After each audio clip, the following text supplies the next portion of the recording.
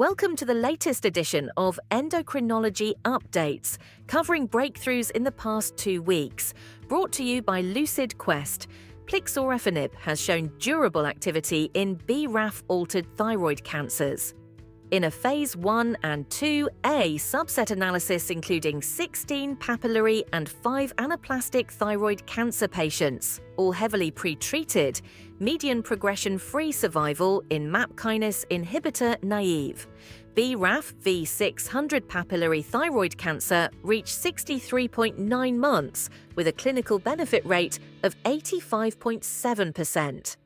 In anaplastic thyroid cancer, median progression-free survival was 16.1 months. Safety was consistent with its single-agent paradox breaker profile. These findings could influence prescriber choice and payer reviews as more data become available. Zuccara Therapeutics has begun Phase 2 testing of ZT01 in type 1 diabetes, aiming to prevent nocturnal hypoglycemia. Conducted in the United States and Canada, the trial builds on early evidence showing safety, tolerability, and restoration of glucagon response through somatostatin targeting. Outcomes may shape future practice and reimbursement discussions.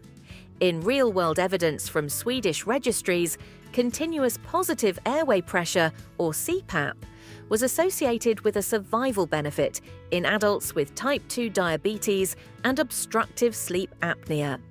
Among more than 750,000 individuals, including over 12,000 CPAP users, prescription of CPAP was linked to a 26% reduction in all-cause mortality after adjustment.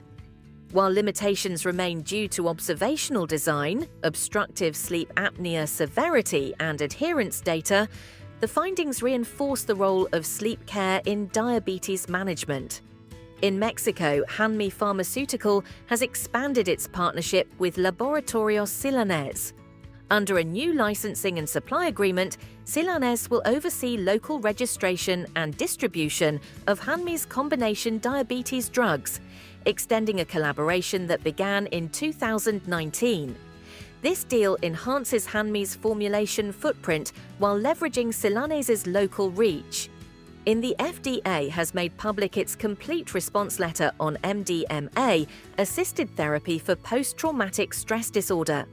Originally issued in August 2024, the letter outlines concerns raised at the June 2024 Advisory Committee, including insufficient capture of abuse potential adverse events, lack of evidence for durability beyond 18 weeks, and selection bias from high prior MDMA use in trial participants.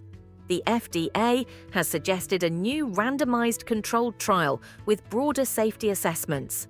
China's National Medical Products Administration has approved Mazdutide, the first dual glucagon and GLP-1 receptor agonist for glycemic control in adults with type 2 diabetes. Phase 3 trials in Chinese participants demonstrated superior reductions in hemoglobin, A1C, and weight compared with placebo and dulaglutide, with safety consistent with the incretin class. This marks the entry of a new competitor in the growing incretin market. In pediatric growth hormone deficiency, a US budget impact model assessed lonapegzomotropin, marketed as SKYTROFA. Assuming 1 million covered lives, the model projected approximately $960,000 in savings over 5 years, when lonapegzomotropin was included alongside daily and weekly growth hormone options. Savings were driven by acquisition costs and reduced wastage.